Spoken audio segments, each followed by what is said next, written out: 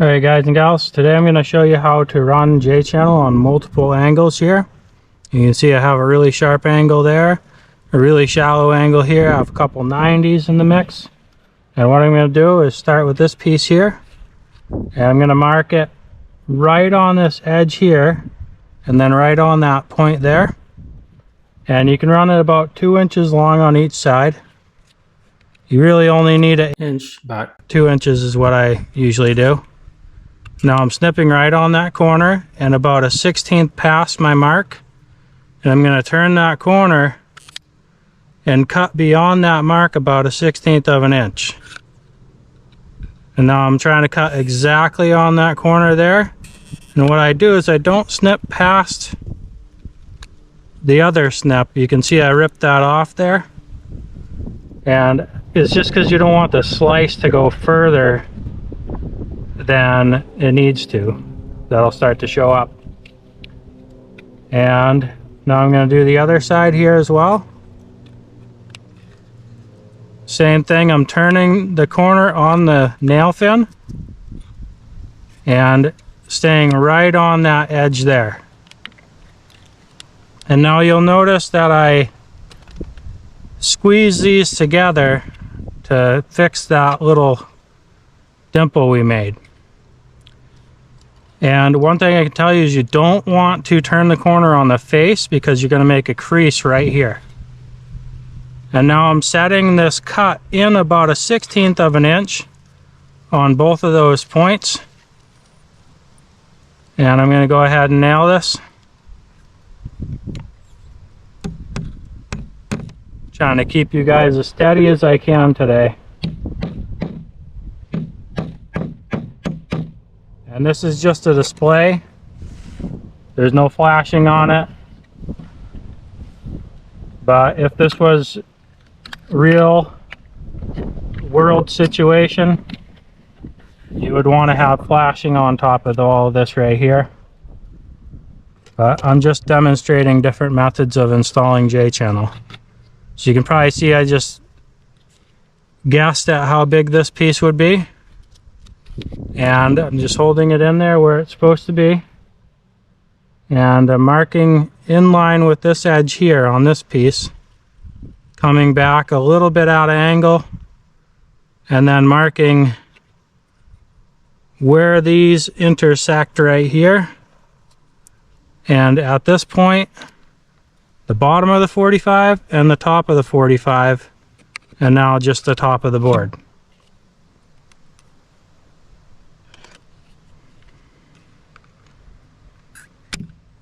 Now you snip that off a little bit at angle. The reason why you cut that point short is you don't want it out here, and that would hold this piece like that. And now I'm just connecting the dots here. And a little bit around that corner just to get it on the flat part there. And now I'm snipping off this rolled hem. And you can see it left about a 1/16 of the face of it, or took off about a 1/16 of the face of it. And now just eyeballing straight back in with this mark there. And then that gets folded up.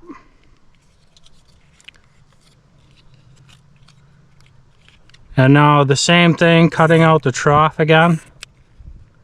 Turning the corner on that nail fin and cutting right along that corner.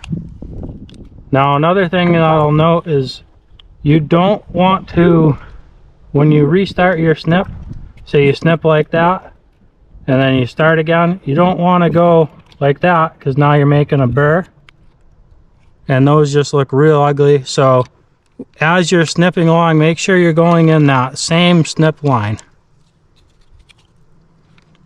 And now this right here will just slide right inside that little hook there. And I'm just pulling that out at this point here to get it to slide in.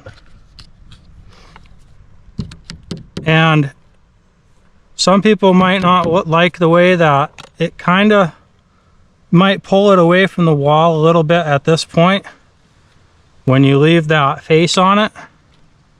So what you can do, and a lot of people do it this way too, is just snip off that face.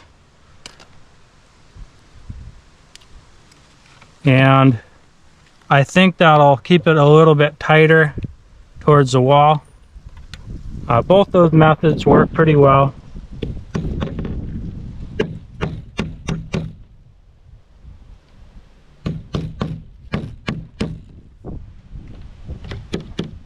And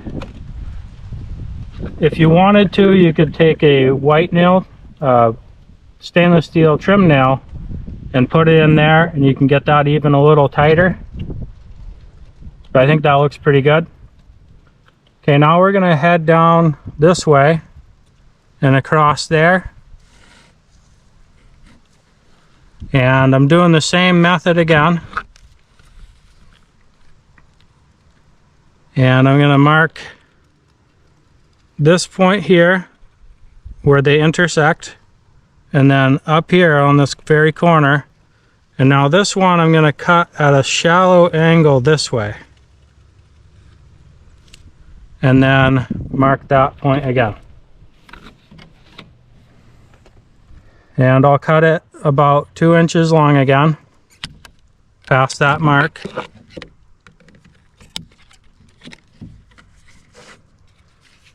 And now that bottom piece, this one's almost square. I'm connecting the dots. And then taking off that rolled hem again. And then once again, I'm siding in to the back side there. And starting on the nail fin, let it bend out.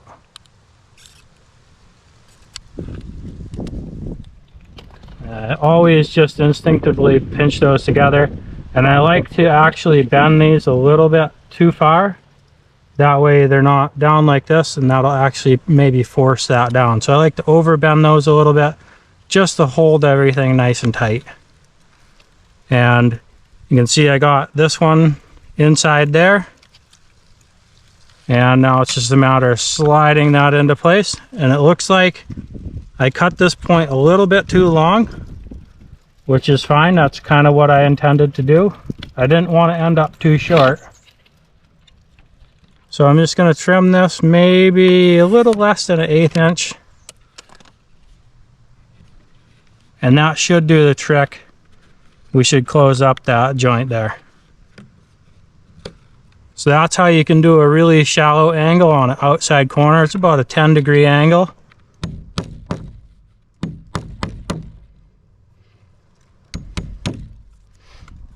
And now we're going to do an inside corner here. And I'm going to leave this one together. Because this piece right here runs past and it's at such a sharp angle, I need to leave more on this piece this way. So I'll go about 8 inches there, and I'll go about 6 inches that way.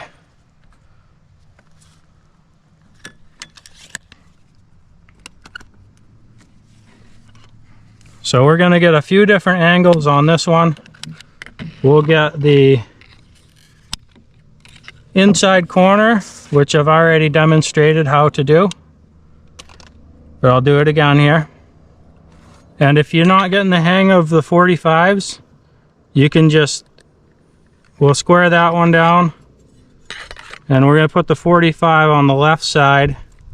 This side of my square is a 45.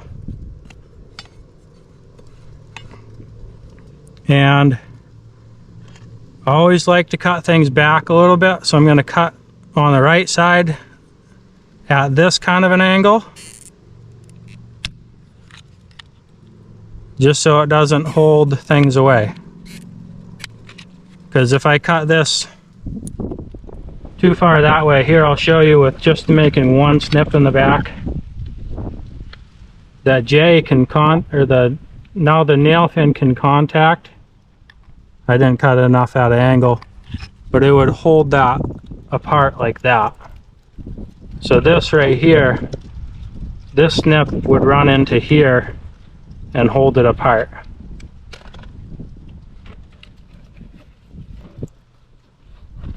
Usually that back side I would leave a little hole in, but I actually cut it pretty square, so it's working out pretty well.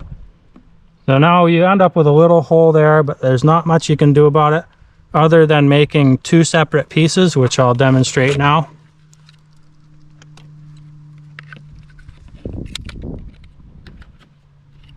So you saw how to leave them together. I'm going to overcut that a bit. And we'll go almost up tight to there. We'll leave room for the other J. And now it's much the same way as we did this one. We're marking this out at angle here, marking where they intersect, and then this point here.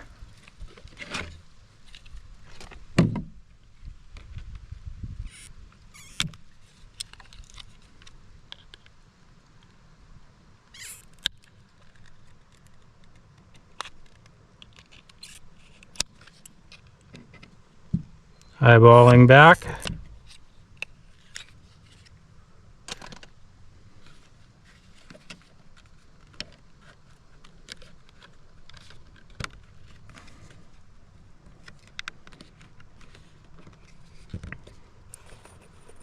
Looks like I can pick it up a little bit to close the upper gap. There we go.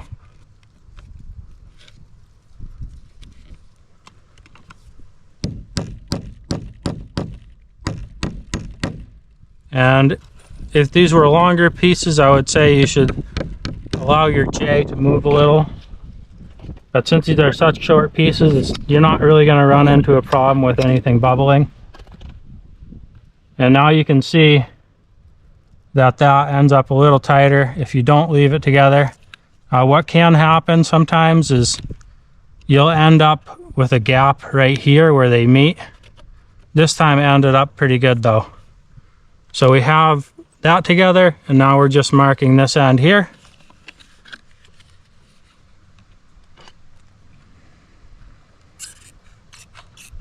And once again, cutting along that nail fin corner. Kind of a long snip. I like these bigger snips for these things, so you don't have to, the waste material is kind of out of your way as you're snipping. Some people like to use the short snips. And now I'm just gonna kind of get this here so I know how big to cut it.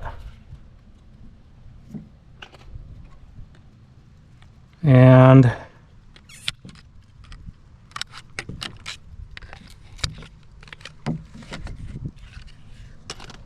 same way we've been doing. You might have noticed a trend by now. And I'm going to mark this point a little long where they intersect. That way, if anything, I have to trim it. And now I'm once again marking the back side where they intersect. That corner there and this upper corner here.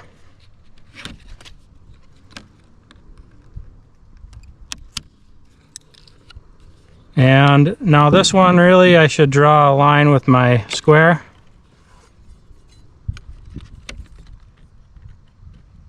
That way I can make a nice straight cut.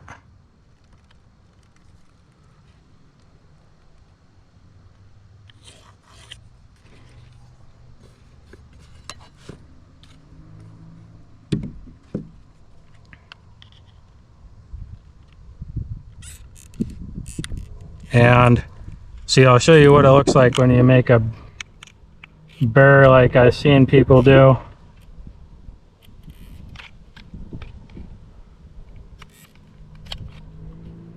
And that just does not look good, leaving all these little things like that. So just stay in that same track. And if you make a burr, just go ahead and snip it off.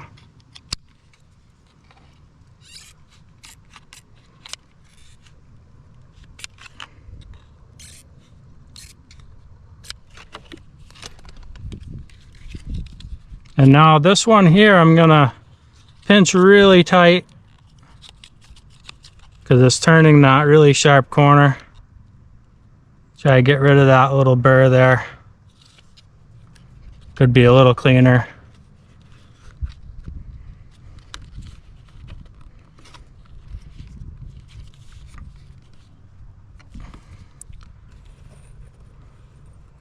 So there's that really sharp angle.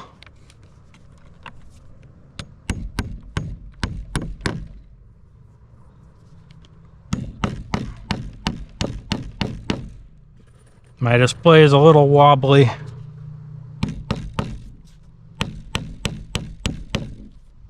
Okay. So that's all the bottom ones. And now we're gonna go across the top here.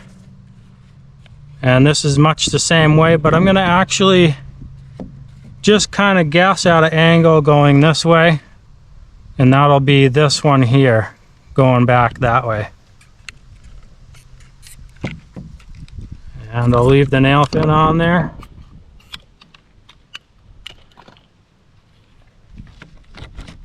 And now I'm gonna put that point right on right there. Make sure this J is not tipping too much.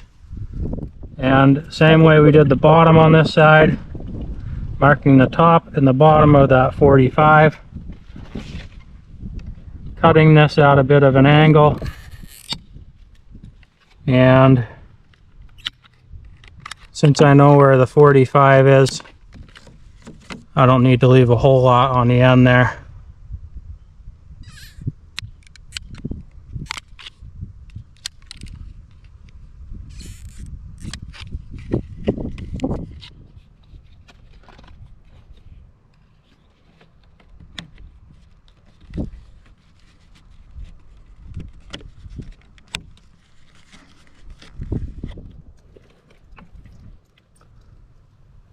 So that's the first part of that shallow angle on the inside corner. And we'll take I'm just going to take a stab at making this one. We'll see how it looks. It's pretty close. Now I'm marking that corner there. And I need to mark where these two are intersecting. I can make an angle there. Now right here, I'm going to make an adjustable angle.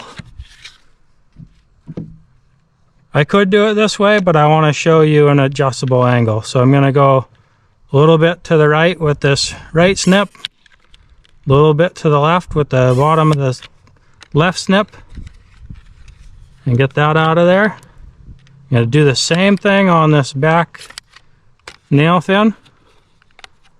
Cut out a little extra there, but now I like to do this on the top part. I'm just snipping away this rolled hem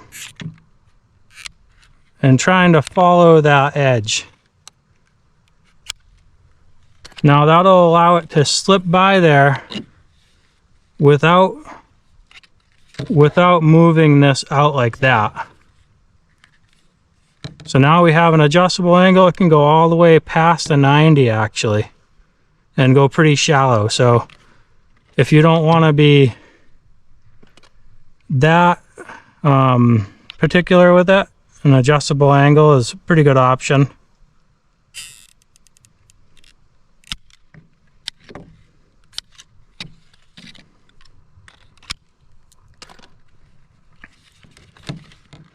All right. Looks like we did pretty well there. Our adjustable angles coming together well. That's looking nice. Now it's just marking that top there.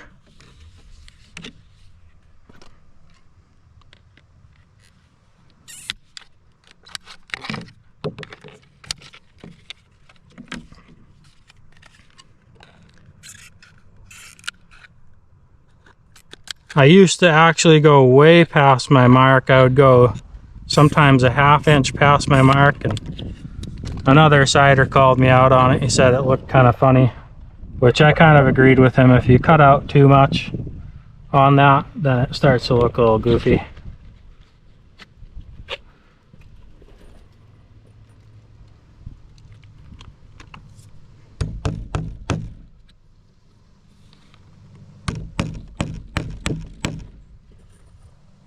And once again, this is just a display.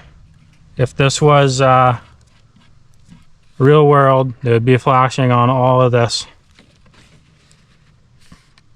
Okay, now it's the last piece. And this part is just a 90, outside 90. We already did 2 of those over there. And now with this one, I want to make sure that it's straight. I'm not too far this way and opening up the bottom right there. Now marking where they intersect again, the bottom corner. So we got all the marks on that.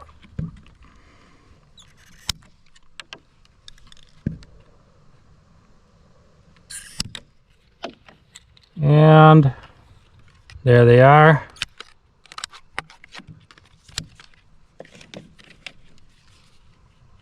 This one's just a tiny bit of an angle. Going around the corner. Get rid of that rolled hem on the face. And just our 45 now.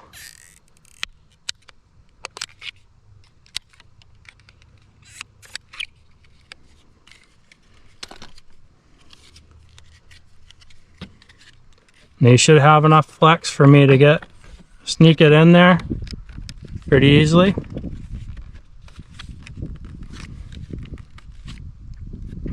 And it looks like I cut actually this one a little bit too tall right there. So I'll take a smidge off of that.